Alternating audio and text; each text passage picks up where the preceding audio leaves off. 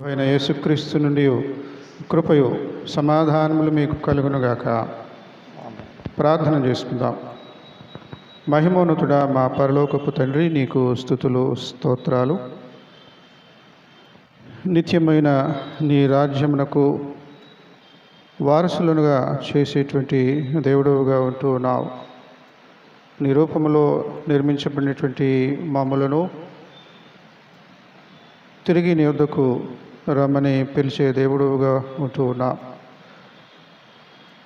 నీ రాజ్య సువార్తను మేము గ్రహించి ప్రకటించులాగున మాలో నీ వాక్యపు వెలుగును నింపమని, జ్ఞానాన్ని అందించమని, నీ వాక్యమును పంచుకొనుచుండగా ఎవరికి ఏది అంత అవసరమో అంతగా నీవు ప్రతి ఒక్కరికి అందించమని, నీ దీనదాసుని మరుగున ఉంచమని మా ప్రభును నీ ప్రియకుమారుడునైన క్రీస్తు నామమున నేను అడుగుచున్నాము తండ్రి.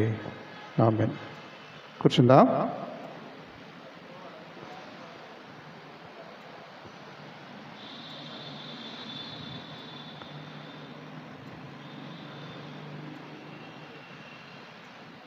త్రియేక దేవుని నామమున మరొక మారు కూడి వచ్చిన మీకు అందరికీ కూడా శుభాలు తెలియజేస్తున్నాను. త్రిత్వకాలంలో మనము లాస్ట్ బట్ వన్ అన్నట్లుగా చివరి ఆదివారానికి ముందు ఆదివారంలో ఉంటూ ఉన్నాం. క్రైస్తవ క్యాలెండర్లో చివరి ఆదివారానికి ముందు ఆదివారంలో ఉంటూ ఉన్నాం.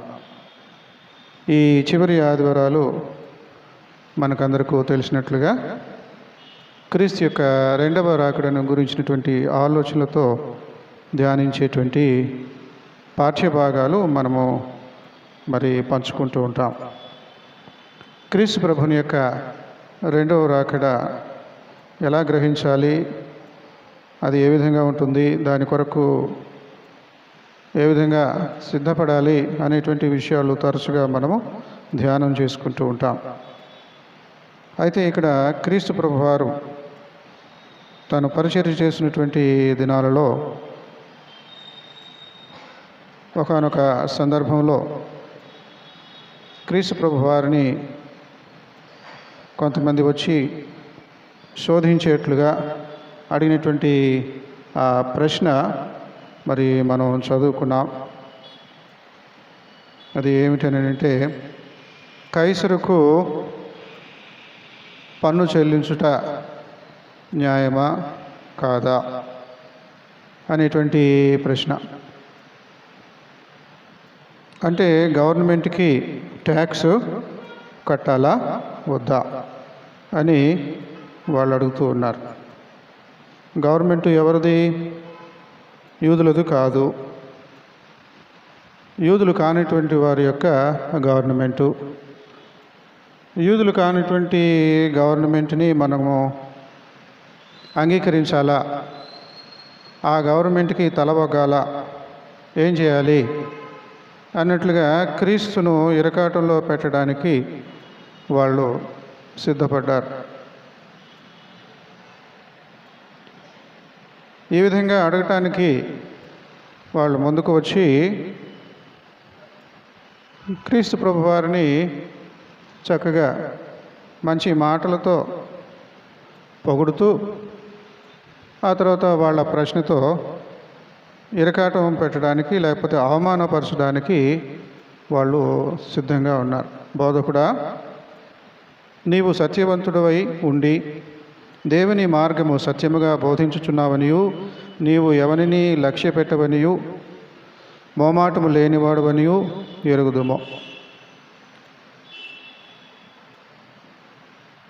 మనం చెప్పేటువంటి బోధలు చక్కగా బైబిల్ను అనుసరించేవిగా ఉండాలి. కొంతమంది ప్రజలను ఆకట్టుకోవడానికి బైబిల్ను వాడుకుంటారు అన్నట్లుగా ఉంటాయి వాళ్ళ ప్రసంగాలు. బైబిల్లో ఉన్న విషయాన్ని విడమర్చి చెప్పడం మానేసి వాళ్ళ యొక్క సొంత ఆలోచనలు, సొంత విషయాలు చెబుతూ ఇదే బైబిల్ యొక్క సారాంశం అన్నట్లుగా చేస్తూ ఉంటారు. ఇలాంటి ప్రమాదకరమైనటువంటి బోధలు మనం వింటూ ఉంటాం, కానీ మనకు అవి ప్రమాదకరమైనటువంటివని తెలియదు. లోకజ్ఞానం ఎరగినటువంటి చంటి పిల్లలాగా మనము వాటిని వింటూ ఉంటాం. వివేకము కలిగి ఉండాలి, తోడేళ్ల మధ్యకి నేను మిమ్మల్ని పంపిస్తున్నాను. వాళ్ళు గొర్రె చర్మం వేసుకున్నటువంటి తోడేళ్ళు అని క్రీస్తు ప్రభువారు ముందుగానే చక్కగా తెలియపరిచి ఉన్నారు. దేవుని వాక్యానికి కట్టుబడి, దేవునికి భయపడి, దాని ప్రకారంగా వాక్యానికి సిద్ధపడాలి. నోటికి వచ్చినట్లుగా, మనసుకు తోచినట్లుగా చెప్పకూడదు. ఇక్కడ క్రీస్తు ప్రభువారిని శోధించడానికి వెనకాడలేదు, అవమానించడానికి వెనకాడలేదు. ఎలాంటి జవాబు చెప్పగలడు? కైసరుకు పన్ను చెల్లించాలి అని అంటే నువ్వు సరైన యూదుడు కాదని నిలదీయవచ్చు.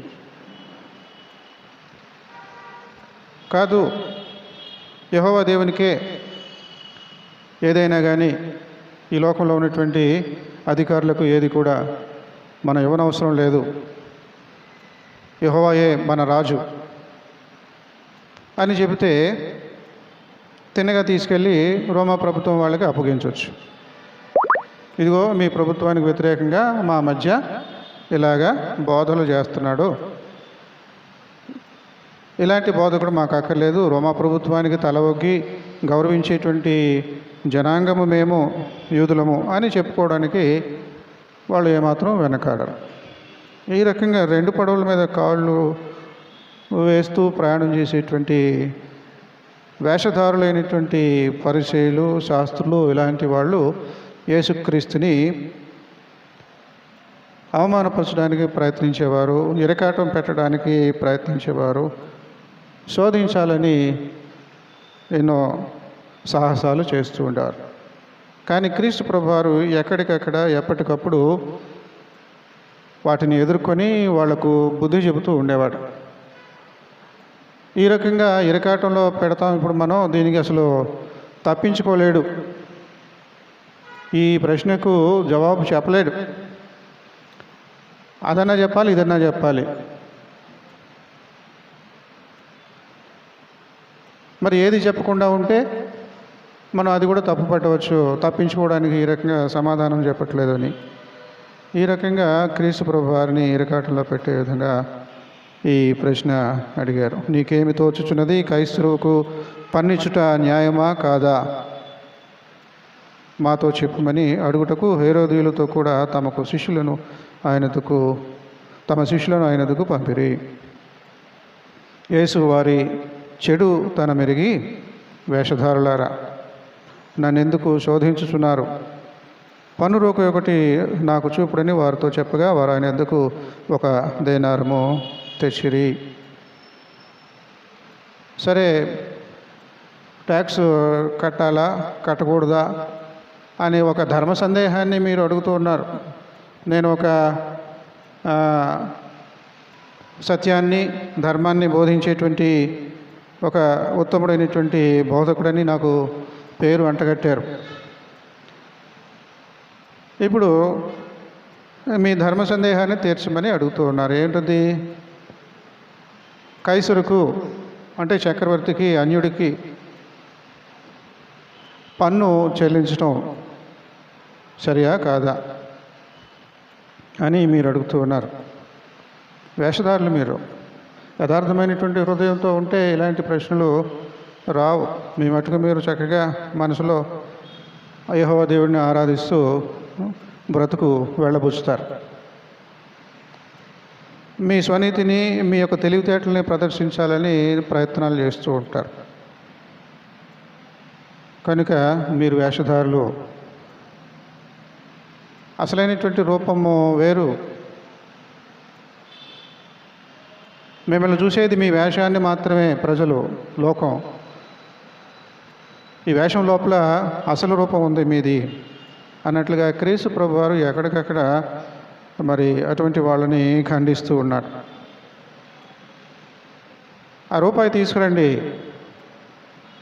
ఆ రూపాయి మీద ఏముంది, 500 రూపాయల నోటు మీద ఏముంది.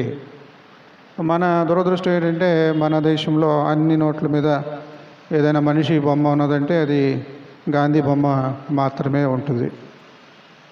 అంబేద్కర్ బొమ్మ ఎందుకు ఉండకూడదని చాలా ఉద్యమాలు కూడా జరుగుతూ ఉన్నాయి. పూర్వపు దినాల్లో ఏంటంటే ఈ రకంగా కాదు, కానీ రాజ్యాన్ని పరిపాలించేటువంటి రాజు యొక్క ముద్ర ఉండేది. రాజు యొక్క ప్రతిరూపము దాని మీద నాణ్యం మీద ముద్రించబడేది. నోట్లు ఉండేవి కాదు, కాసులు ఉండేవి.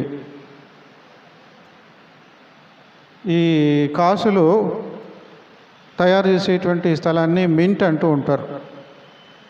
క్యాష్, కాసు రెండు ఒకటే. ఈ మింట్లో ఈ లోహాలను, వెండి కానీ బంగారం కానీ ఇటువంటి లోహాలను కరగదీసి వాటి మీద ముద్ర పడేలాగున నాణ్యాలు తయారు చేస్తారు. ఈ మింట్ అనేటువంటిది నాణ్యాలు తయారు చేసేటువంటి పరిశ్రమ తూరు ప్రాంతంలో ఉండేది. అయితే రోమా ప్రభుత్వం వారు దానితో నిమిత్తం లేదు. ఇది ఎవరిది అని అంటే ఇశ్రాయేలీలు తమ కొరకు ఏర్పాటు చేసుకున్నటువంటి నాణ్యాలకు సంబంధించినటువంటి మింట్. రోమీలకు వాళ్ళ రాజ్యంలో ఆయా స్థలాల్లో వాళ్ళకి ఉంటుంది, వాళ్ళు తయారు చేస్తారు. వాళ్ళ సామ్రాజ్యంలో, వాళ్ళ రాజ్యంలో ఆ కాసులు మాత్రమే చెల్లుతాయి. భారతదేశంలో రూపాయలు మాత్రమే చెల్లుతాయి. మనం ఫ్యాన్సీ షాప్కి వెళ్ళి, కిరాణా దుకాణానికి వెళ్ళి, ఇదిగో ఇది డాలర్, ఇది యూరో అని వాళ్ళకిచ్చి అది కొనుక్కుంటాను, ఇది కొనుక్కుంటానంటే తీసుకోరు. వాళ్ళకి తెలియదు. ఇంకోటి ఏంటంటే ఇది మన రూపాయి కాదు కదా, మన నోటు కాదు కదా అని చెప్పేసి తిరస్కరిస్తారు. ఇప్పుడు వ్యవహారంలో ఉన్నటువంటి కరెన్సీ, వ్యవహారంలో ఉన్నటువంటిది ఏమిటి అని అంటే చెల్లుబాటుగా ఉండేటువంటిది ఏంటంటే కైసరు యొక్క నాణెము, దేనారము. మీరేం వాడుతున్నారు, తీసుకురండి. కైసరుది తీసుకొచ్చారు. కైసరు ప్రతిమ, ముద్ర ఉన్నటువంటిది, రూపం ఉన్నటువంటి నాణ్యాన్ని తీసుకొని వచ్చారు. చదవండి ఏముంది అక్కడ, ముందు వెనకలు చూడండి ఎవరున్నారు ఏంటి అంటే కైసరు బొమ్మ ఉన్నదండి. మరి కైసరు బొమ్మ ఉంటే కైసరికి ఇచ్చేయండి. దేవుడి బొమ్మ ఏమైనా ఉందా ఇక్కడ? యెహోవా బొమ్మ ఏమైనా ఉన్నదా ఇక్కడ? లేదండి. మరి లేనప్పుడు ఇంకా యెహోవా దేవుని గురించి ఆలోచన మీకు ఎందుకు? కైసరిది కైసరికి ఇచ్చేసేయండి. దేవుడికి ఏం ఇవ్వాలో దేవుడికి ఇచ్చేయండి. మీ మనస్సుని ఇవ్వండి, మీ నోరు ఇవ్వండి, మీ చేతులు ఇవ్వండి, మీ కాళ్ళు ఇవ్వండి. తనువు నాది దిగోగై కొను మీయో ప్రభువని పనికి ప్రతిష్ఠించు మీ అని ఆ పాటలో చక్కగా భక్తుడు రాశాడు. స్వరం ఇదిగో కొనిమి, నా స్వరాన్ని తీసుకో. అలాగే ఒక్కొక్కటి ఆ పాటలో మనం చూస్తాం. కాబట్టి దేవునికి ఏది ఇవ్వాలో దేవునికి ఇచ్చేయాలి, మనిషికి ఏది ఇవ్వాలో మనిషికి ఇచ్చేయాలి. మీరు రెండింటికి మధ్య కన్ఫ్యూజ్ అయిపోయి నన్ను కన్ఫ్యూజ్ చేద్దాం అన్నట్లుగా ప్రయత్నాలు చేస్తున్నారు. పనికిమాలిన ప్రయత్నాలు, వేషధారణతో కూడినటువంటి వేషాలు. యథార్థంగా ఉండండి అని క్రీస్తు ప్రభువారు వాళ్ళకి బుద్ధి చెప్తూ ఉన్నాడు. యెరూషలేము దేవాలయంలో దేవాలయ పన్ను కట్టాలి. విశ్వాసులు మెంబర్షిప్ కట్టాలి. సంఘాలలో సాధారణంగా పాతకాలపు సంఘాలలో మనం చూసినట్లయితే సంఘ సభ్యుడిగా నువ్వు పిలిపించుకోవాలి అంటే సభ్యత్వ రుసుము కట్టాలి. అదే చందాన ఆ రోజుల్లో కూడా యెరూషలేము దేవాలయ భక్తుల జాబితాలో నువ్వు ఉండాలి అని అంటే నువ్వు సంవత్సరానికి ఒకసారి దేవాలయ పన్ను కట్టాలి. ఈ దేవాలయ పన్ను కట్టాలి అని అంటే ఈ కైసరు రోకల్ని వాడకూడదు, దయనారాల్ని వాడకూడదు.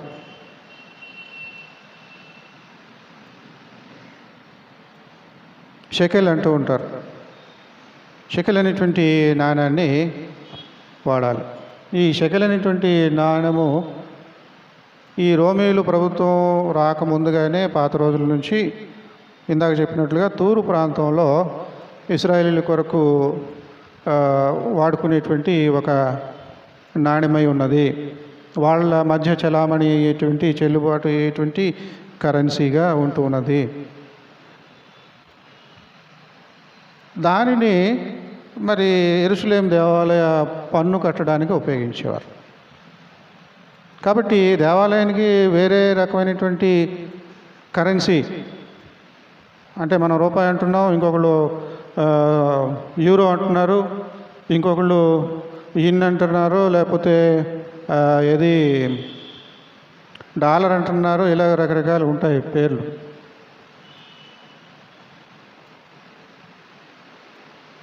ఇక్కడ ఇశ్రాయేలీలకి ఈ వాడుకునేటువంటి షెకెల్ మళ్ళీ వాళ్ళకి పనికిరాదు, వాళ్ళు వాడేది వీళ్ళకి పనికిరాదు అన్నట్లుగా వేరుగానే ఉంటుంది. ఇంకా అది అలాగే కొనసాగుతూ ఉంది.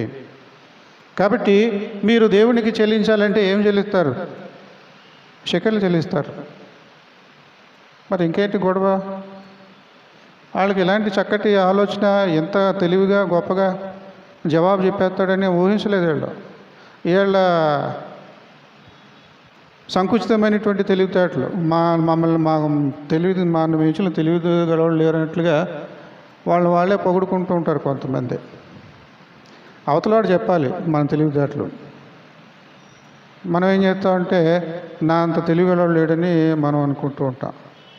ఇక్కడ ఆ రకమైనటువంటి వాళ్ళు బయలుదేరి యేసుక్రీస్తును ఇరకాటంలో పెడుతూ ఉన్నారు. నిజానికి క్రైస్తవుడు అనేటువంటి వాడు రెండు రాజ్యాలకు చెందినటువంటి వాడుగా ఉన్నాడు. క్రైస్తవుడు అనేటువంటి వాడు రెండు రాజ్యాలకు చెందినవాడుగా ఉన్నాడు. ఇహలోక సంబంధమైనటువంటి రాజ్యానికి చెందినవాడుగాను ఉన్నాడు, పరలోక రాజ్యానికి సంబంధించినటువంటి పౌరుడుగా కూడా ఉన్నాడు. పౌరుడు అంటే పురప్రజలు అని అంటూ ఉంటాం. అంటే పట్టణంలో కాపురం ఉండేవాడు అని, దేశంలో కాపురం ఉండేవాడిని అని అనం. దేశ పౌరుడు అని అంటే అది అంతగా వాడం. పురజనుడు అని అంటూ ఉంటాం. అంటే సిటిజన్, పురజనుడు, సిటిజన్ అన్నమాట. ఈ పురజనులు, సిటిజన్ అనేటువంటి మాట ఆ రోజుల్లో ఎక్కువగా ప్రబలంగా ఉండేది. నువ్వు ఏ ఊరి వాడివి, ఎక్కడి వాడివి, నీది ఏ ఊరు? ఈ రోజుల్లో అయితే మరి వ్యాపారాలు, చదువులు, ఇవన్నీ వ్యవహారాలు బాగా పెరగడం వలన కొంతమంది డ్యూయల్ నేషనాలిటీ కలిగినటువంటి వారుగా ఉంటారు, ద్వంద్వ పౌరసత్వాన్ని కలిగినటువంటి వారుగా ఉంటారు.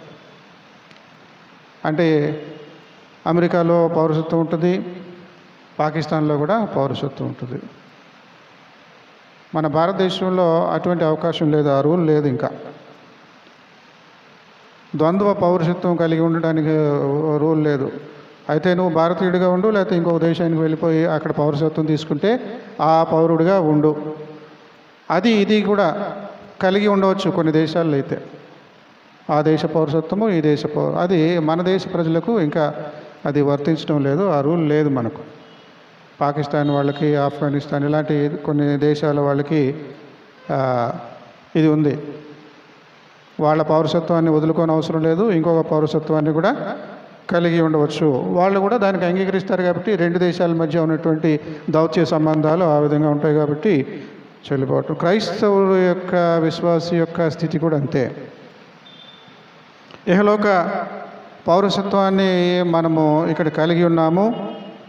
అట్ ది సేమ్ టైం అదే సమయంలో పరలోక పౌరసత్వాన్ని కూడా మనం కలిగి ఉన్నాము.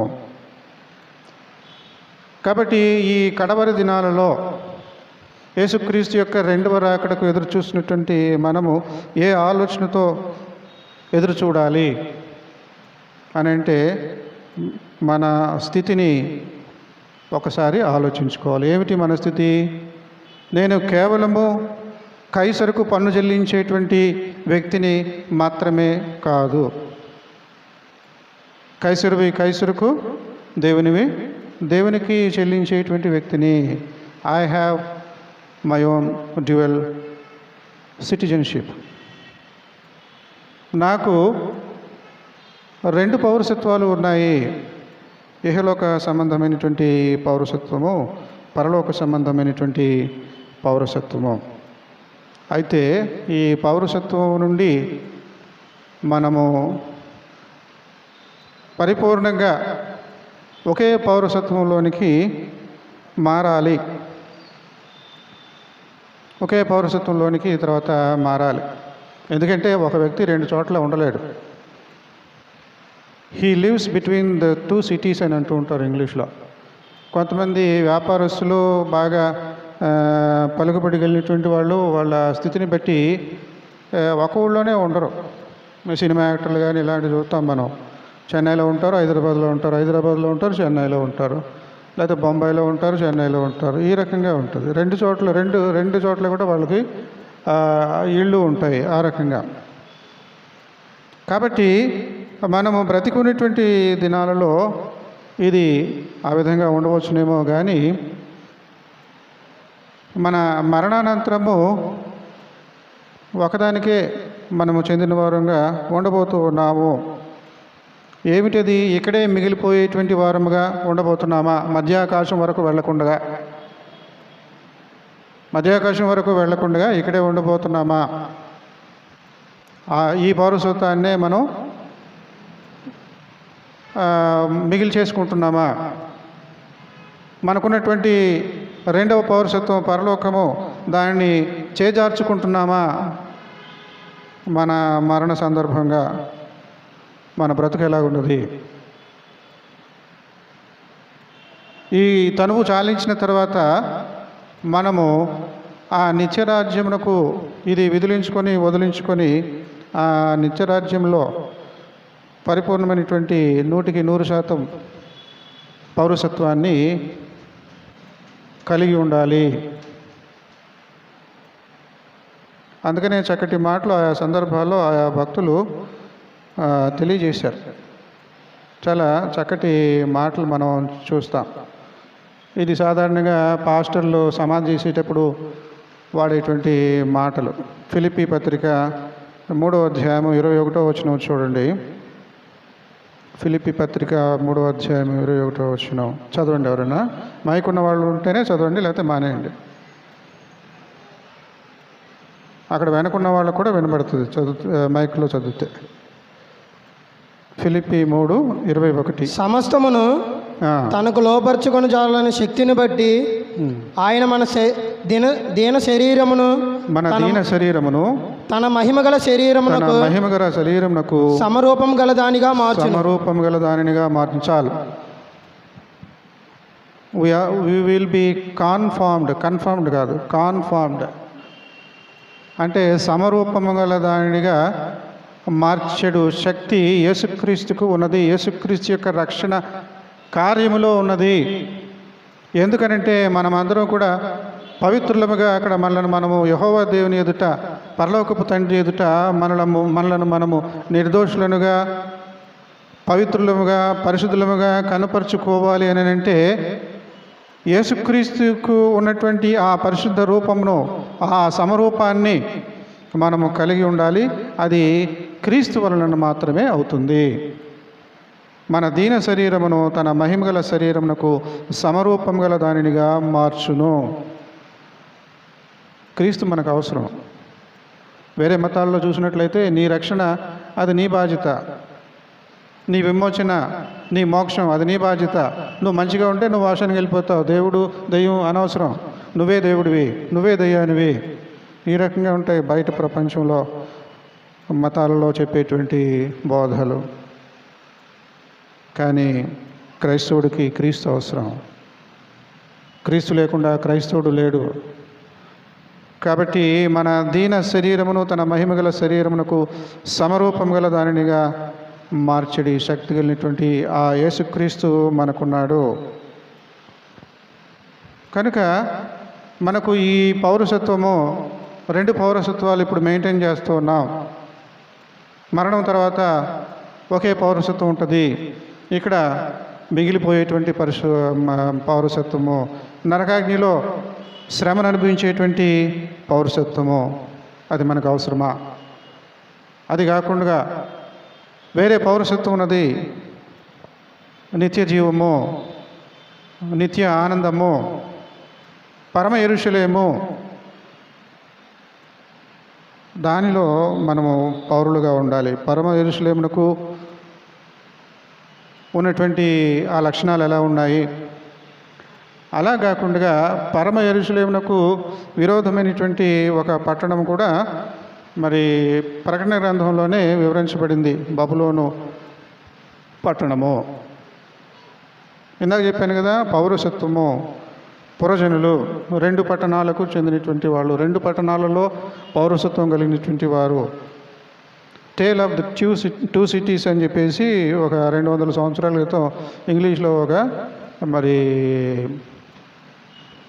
సాహిత్యం వెలువడింది. అక్కడ ఏంటంటే లండన్ గురించి, ప్యారిస్ గురించి ఈ 2 పట్టణాలను పోలుస్తూ ఒక చక్కటి మరి కథ మరి ఆ కవి చక్కగా అందిస్తాడు ఆ రోజుల్లో ఇంగ్లీషు ప్రపంచంలో. దీనికంటే ఈ ఆలోచన ఎలా వచ్చిందంటే ఆల్రెడీ బైబిల్లో ఉన్నది. ప్రకటన గ్రంథంలో బబులోను అనేటువంటిది చెడుకు సూచనగా ఉంటున్నది. నూతన యెరూషలేము, పరమ యెరూషలేము మంచికి సూచనగా ఉంటూ ఉన్నది. కాబట్టి ఈ 2 పట్టణాలకు ఉన్న భేదం ఏమిటి ఒకవేళ మీరు తెలుసుకోవాలంటే తీరికగా ఇంటిలో ఒకసారి ఇంటికి వెళ్ళాక చూడండి. బబులోను యొక్క లక్షణాలు ప్రకటన గ్రంథం 17, 18, 19 అధ్యాయాల్లో వివరించబడింది. పరమ యెరూషలేము యొక్క లక్షణము, దాని వ్యవహారం ఎలా ఉంటుంది అనేటువంటిది మరి 21, 22 అధ్యాయాల్లో ప్రకటన గ్రంథంలో మనం చూస్తాం. మనం పాడుకున్నటువంటి పాట చాలా గంభీరమైనటువంటిది. అది మనం ఒకసారి కొన్ని నిమిషాలు మనం ధ్యానం చేసుకుందాం. పురుషోత్తమ చౌదరి రాసినటువంటి పాట మనం పాడుకున్నాం కదా, 504.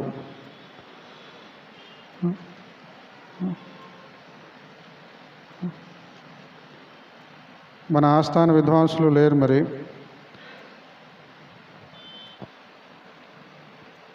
పరిశుద్ధి పరిశుద్ధి పరిశుద్ధి యని వీణ బడు పురమదిగో పద పదరే ప్రియులారా. పరమేశ్వరుని చేత పరిపాలనము గల్గి చిరమై భాసురమై సుస్థిరమై సుందరమైన అని చెబుతూ ఒక్కొక్క వచనంలో ఆ పరమ యెరూషలేమునకు ఉన్నటువంటి విశేషాన్ని వివరిస్తూ ఉంటాడు. పరమ యెరూషలేములో ఈ సూర్యుడు తెల్లవారుజామున 5 గంటలకి ఉదయిస్తాడు, మళ్ళీ సాయంత్రం 6 గంటలకి 7 గంటలకి అస్తమిస్తాడు అనే ప్రశ్న లేదు అక్కడ అనేటువంటి ఆ సూర్యుని యొక్క ప్రస్తావన ఇక ఉండదు. 24 గంటలు వెలిగేటువంటి దేవుడు అక్కడ ఉన్నాడు. రవితోనూ కుముద బాంధవుతోనూ, కుముద బాంధవుడు అంటే చందమామ, కుముదము కలువ, కమలం అంటే సూర్యుడి కోసం, కలువ అంటే చంద్రుడి కోసం. కాబట్టి కుముద బాంధవుడు, చంద్రుడు అవసరం ఉండదు, సూర్యుడి అవసరం ఉండదు.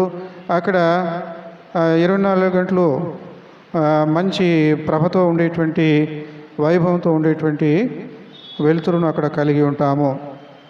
రెండవ వచనంలో చూసినట్లయితే అక్కడ మనకు ఈ లోకంలో ఉన్నటువంటి గొడవలు, ఈ నానా వ్యవహారాలు ఇవేమీ ఉండవు. ప్రశాంతంగా సంతోషంగా అనునిత్యము ఇప్పుడు మనకి ఏదైనా ప్రోగ్రాం జరిగినా లేకపోతే ఆటపాటలు పెట్టినా అంతసేపు బాగానే ఉంటుంది. ఆ తర్వాత మళ్ళీ మనకి నీరసించిపోతాం, బోరు కొట్టేస్తూ ఉంటుంది. ఇది లోకం తీరు. కానీ అక్కడ ఎంతసేపు ఆడినా ఎంతసేపు వేడుక జరిగినా ఆ తర్వాత కొంతసేపటికి మళ్ళీ బోరు కొట్టేయడం, నెక్స్ట్ ఐటమ్ ఏంటి, ఇంకా విశేషమైనటువంటిది ఏంటి అని ఎదురు చూసే పద్ధతిలాగా ఉండదు. అక్కడ గొద అయినా మరి ఆపద అయినా దగ అయినా ఏవి కూడా అక్కడ ఉండవు.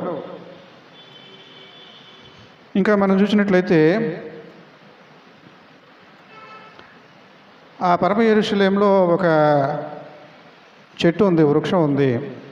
ఆ చెట్టు ఎలాంటి విశేషం కలిగినటువంటిది అంటే, మరి ఏదైనా తోటలో ఎలాంటి చెట్టు ఉన్నదో దాని వివరం మనకు ఆదికాండంలో ఇవ్వలేదు. కానీ ఇక్కడ పరమ యెరూషలేములో ఆ పరమ ఏదేనులో ఉన్నటువంటి ఆ చెట్టు వృక్షాన్ని చక్కగా వివరించాడు ప్రకటన గ్రంథంలో.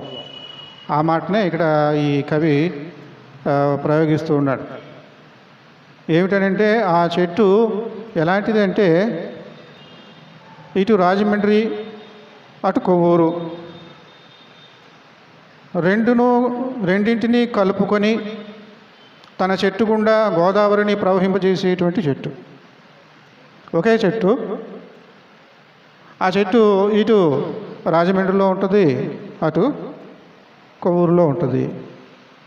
అంత మాత్రమే కాదు, చెట్టు మధ్యలో గోదావరి ప్రవహిస్తుంది.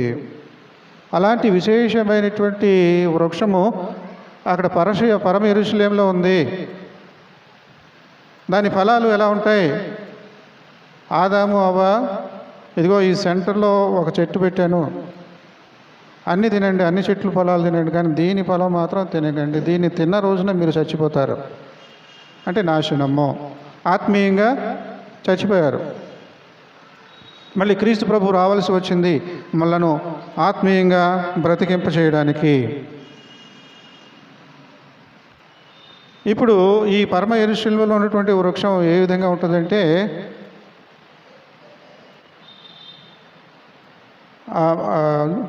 మూడవ చరణం పాడుకుందాం.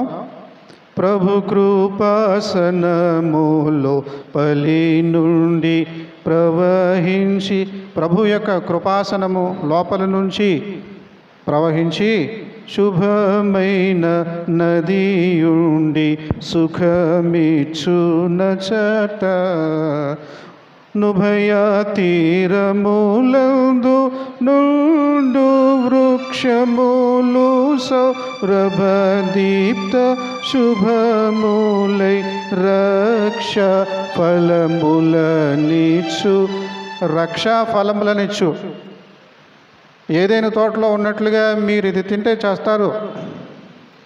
ఏదైనా తోట అంటే మంచి నాణ్యతకు పేరు, మంచి తనానికి పేరు అన్నట్లుగా మనం వ్యవహరిస్తూ ఉంటాం. దాంట్లో కూడా మరి మరణాన్ని తీసుకొని వచ్చేటువంటి ఒక వృక్షం ఉన్నది, దాన్ని తినకూడదు, దాన్నే తిన్నారు. ఇక్కడ అలాంటివి ఏమి ఉండవు. ఇంకా పరమ యెరూషలేములో ఇంకా అలాంటి చెట్లు, విషవృక్షాలు ఏమి ఉండవు. రక్షించేటువంటి వృక్షాలు ఉంటాయి. ఒకే వృక్షం ఉంటుంది, అది ఉభయ తీరములకు వ్యాపించి ఉంటుంది. కాబట్టి అలాంటి విశేషమైనటువంటి పట్టణం మనకు అవసరం. ఏ ఊరి వాడివి, నీ పౌరసత్వం ఏమిటి అని అడిగితే మరణించినటువంటి వాళ్ళు ఒకవేళ ఈ దేవదూతలు వచ్చి ఇంటరాగేట్ చేస్తూ ఉంటారు. ఇస్లాం మతంలో కొన్ని చూస్తాం ఇటువంటివి, ఇంటరాగేట్ చేసేటువంటి దేవదూతలు. మనం దేవదూతలు ఆ సిద్ధాంతాన్ని మర్చిపోతున్నాం, వదిలిపోతున్నామని ఒకసారి చెప్పాను మీకు మొన్న. పాతకాలపు సంఘాలలోనే అంతంత మాత్రంగా ఉన్నది.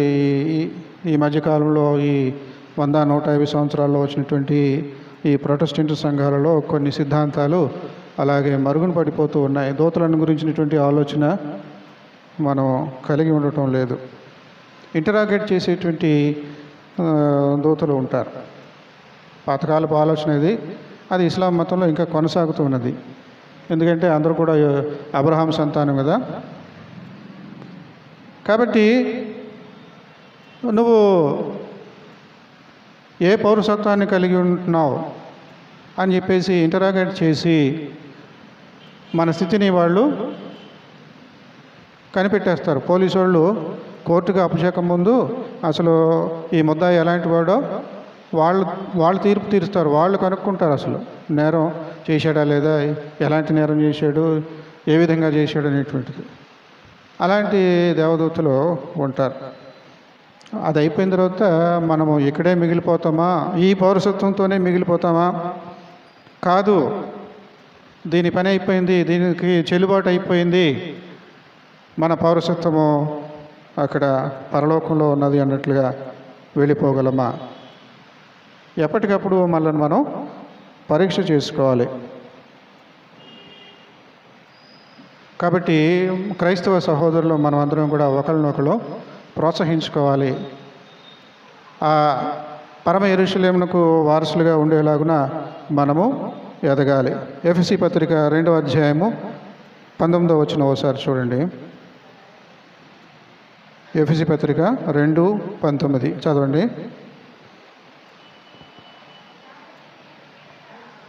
మైక్ తీసుకోండి.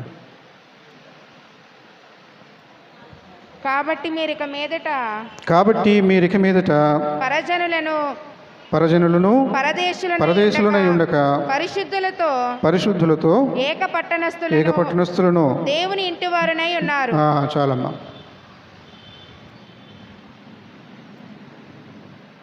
కాబట్టి మీరిక మీదట పరజనులను పరదేశులనై ఉండక పరిశుద్ధులతో ఏకపట్టణస్థులను దేవుని ఇంటి వారునై ఉన్నారు.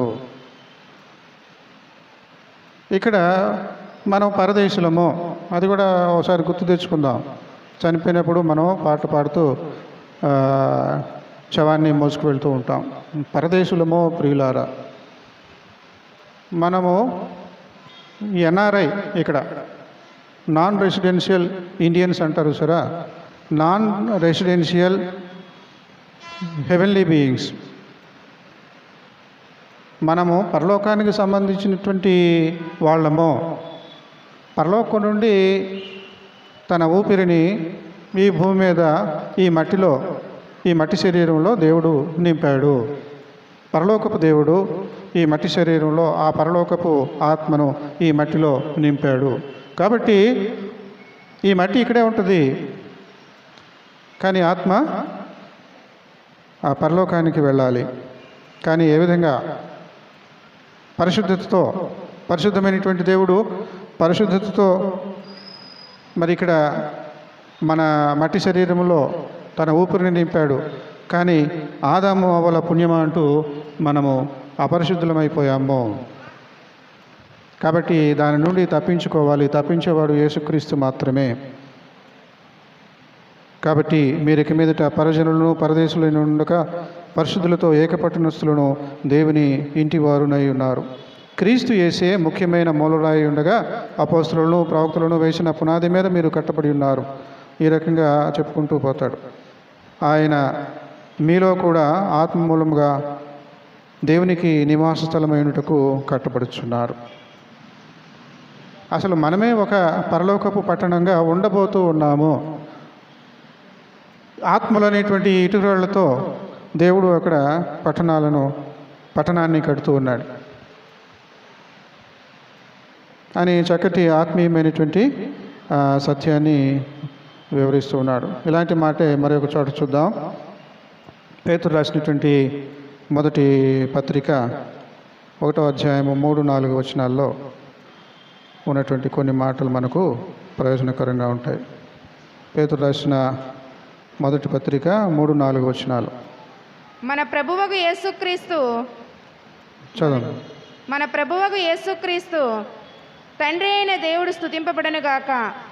మృతులలో నుండి యేసుక్రీస్తు తిరిగి లేచుట వలన జీవముతో కూడిన నిరీక్షణ మనకు కలుగునట్లు, అనగా అక్షయమైనదియు నిర్మలమైనదియు వాడబారనిదియు అయిన స్వాస్థ్యము మనకు కలుగునట్లు ఆయన తన విశేష కనికరము చెప్పున మనలను మరలా జన్మింపజేసెను. మనలను మరలా జన్మింపచేసాను. ఈ పునర్జన్మ అనేటువంటిది మళ్ళీ మట్టిలో కలిసిపోవడానికి కాదు. కైసరికి ఇస్తే ఆ వెండి రూకలు కరగబెడితే ఆ రూపం కనబడదు. ఇది లోకం తీరు. ఈ లోకంలో ఉన్నటువంటి ఒక రాజుకు నువ్వు ప్రాముఖ్యతను ఇచ్చేస్తున్నావు. వాడి రూపం ఎంతసేపు? 500 రూపాయల నోటు మీద ఉన్నటువంటి రూపం ఎంతసేపు? తగలబెడితే 1 నిమిషం చాలదు. కాబట్టి మనకు వాడబారినటువంటిది, నశించిపోయినటువంటిది స్వాస్థ్యము, ఆస్తి ఎక్కడున్నది? రూకలు మనకు ఎక్కడున్నాయి? కైసరికి చెల్లించేద్దాం, దేవునికి చెల్లించుదాం. అక్షయమైనదియు నిర్మలమైనదియు వాడబారనిదియునైన స్వాస్థ్యము మనకు కలుగునట్లు ఆయన తన విశేష కనికరము చొప్పున మనలను మరల జన్మింపజేసెను. ఈ రకంగా మనకు 100% పరలోక రాజ్య పౌరసత్వాన్ని ఇస్తూ ఉన్నాడు. ఎందుకంటే పాత ఆదాము మనలను ఏలుతూ ఉన్నాడు. క్రీస్తు వచ్చే వరకు పాత ఆదాము మనలను ఏలుతూ ఉన్నాడు. క్రీస్తు వచ్చాక అది చెల్లదు. 2వ ఆదాముగా క్రీస్తు వచ్చాడు. 2వ ఆదాము యొక్క సంతానముగా మనం మారాము. అందుకనే ఇందాక చదువుకున్నాం కదా ఫిలిప్పీ పత్రికలో, మన దీన శరీరమును తన మహిమగల శరీరమునకు సమరూపం గల దానినిగా మార్చడు శక్తి కలిగినటువంటి యేసుక్రీస్తు. కాబట్టి ఏ పౌరసత్వం అవసరం మనకి?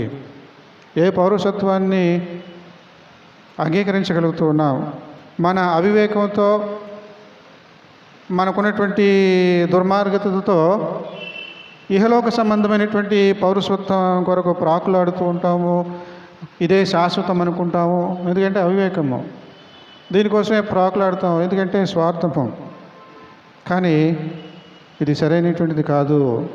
కైసరికి ఇచ్చేసేయి. ఈ లోక సంబంధంగా నీ డ్యూటీ ఏది ఉన్నదో అది చేసేస్తూ ఉండు. పేతురు కూడా అంటాడు, రాజులను గౌరవించండి, రాజుల కోసం ప్రార్థించండి. అంతేగాని యెహోవా దేవుడిని మేము ఆరాధిస్తున్నాం, యేసుక్రీస్తుని మేము ఆరాధిస్తున్నాం, ఈ లోకంలో వాళ్ళందరూ కూడా మా శత్రువులు అంటే కుదరదు. కైసరికి ఇచ్చేయాలి. అప్పుడు ఏమవుతుంది? లూకాసు వార్తలో ఈ మాట చదువుకొని ముగించుదాం. లూకాసు వార్త 22వ అధ్యాయము 29-30 వచనాలు. లూకా 22. గనుక నా తండ్రి నాకు రాజ్యమును నియమించినట్లుగా నా రాజ్యములో నా బల్ల యొద్ద అన్నపానములు పుచ్చుకొని సింహాసనముల మీద కూర్చొని ఇశ్రాయేలు 12 గోత్రముల వారికి మీరు తీర్పు తీర్చుటకై నేనును మీకు రాజ్యమును నియమించుచున్నాను. చాలు. కనుక నా తండ్రి నాకు రాజ్యమును నియమించినట్టుగా నీ రాజ్యం వచ్చును గాక, నీ చిత్తము పరలోక ముందు నెరవేర్చినట్లు భూమి ముందు నెరవేరును గాక అంటాం సరే. మనకు 2 సిటిజన్షిప్, 2 పౌరసత్వాలు అవసరం. ఈ ఊపిరి ఉన్నంత వరకు అవసరం. ప్రతిరోజు చెప్పుకునేటువంటి పరలోక ప్రార్థనలో ఇది ఒప్పుకుంటున్నాం. నీ చిత్తం పరలోక ముందు నెరవేర్చినట్లు భూమి యందు నెరవేరునుగాక. నా తండ్రి నాకు రాజ్యమును నియమించినట్లుగా నా రాజ్యములో నా బల్ల యొద్ద అన్నపానములు పుచ్చుకొని సింహాసనముల మీద కూర్చుండి ఇశ్రాయేలు 12 గోత్రముల వారికి మీరు తీర్పు తీర్చుటకై నేనును మీకు రాజ్యమును నియమించుచున్నాను. యేసుక్రీస్తు తన శిష్యుల విషయమై సంతోషించి చెబుతున్నటువంటి మాట. మనందరి విషయం కూడా ఇదే మాట క్రీస్తు ప్రభు వారు చెబుతాడు. ఎందుకంటే మనం అందరం కూడా శిష్యులమే. మీరు సమస్త జనులకు సువార్త ప్రకటించండి, తండ్రి యొక్కయు కుమారుని యొక్కయు పరిశుద్ధాత్మ యొక్క నామములోనికి బాప్తిసం ఉండి సమస్త జనులను శిష్యులనుగా చేయుడి. మనమందరం శిష్యులమే. మనకందరికీ కూడా ఆ పరమ యెరూషలేములో యేసుక్రీస్తు బల్ల దగ్గర బల్ల మీద యేసుక్రీస్తుతో కలిసి మనం భోజనం చేస్తాం. ఇక్కడ ఒకవేళ మనం మెఫీబోషెతులాగా ఉంటున్నామేమో, దావీదు వారసుడు కాకపోయినప్పటికీ ప్రాణ స్నేహితుడి కొడుకు అని చెప్పేసి మరి బాధ్యత కలిగి జాలి కలిగి యోనాతాను కొడుకుని తన కొడుకులతో సమానంగా పెంచుకొస్తాడు మెఫీబోషెతును. అది ఒకవేళ ఈ లోక సంబంధమైనటువంటి మంచి మర్యాదలుగా ఉండవచ్చును. కానీ అక్కడ పరమ యెరూషలేములో మనం అందరం కూడా ఒక స్థితిని కలిగి ఉన్నాము. ఏమిటి? ఆ యెహోవా దేవుడు పరలోకపు తండ్రి యొక్క దత్తపుత్రులముగా ఉంటూ ఉన్నాము. జనితైక కుమారుడు ఒకడే యేసుక్రీస్తు, పుట్టినటువంటి కొడుకు ఒకడే యేసుక్రీస్తు. ఆ పరలోకపు తండ్రికి మనమంతా ఎవరు అంటే దత్తపుత్రులము. అటువంటి భాగ్యం కలిగినటువంటి వారముగా దావీదు బల్ల దగ్గర మెఫీబోషెతు ఏ విధంగా సమాన హక్కులు తన కొడుకులతో పాటు అనుభవిస్తూ వచ్చాడో ఆ రకంగా మనము కూడా క్రీస్తు యొక్క బల దగ్గర, పరలోకపు తండ్రి బల దగ్గర మనము ఆ స్థితిని కలిగి ఉండబోతున్నాం. అది అందుకునేలాగున మనము చేయవలసినటువంటి పని కైసరువి కైసరుకి, దేవునివి దేవునికి ఇవ్వాలి. ఆ రకంగా దేవుడు మనందరినీ బలపరచునుగాక. సమస్త జ్ఞానములకు మించిన దేవుని సమాధానము యేసుక్రీస్తు వలన మీ హృదయములకు మీ తలంపులకు కావలియుడునుగాక.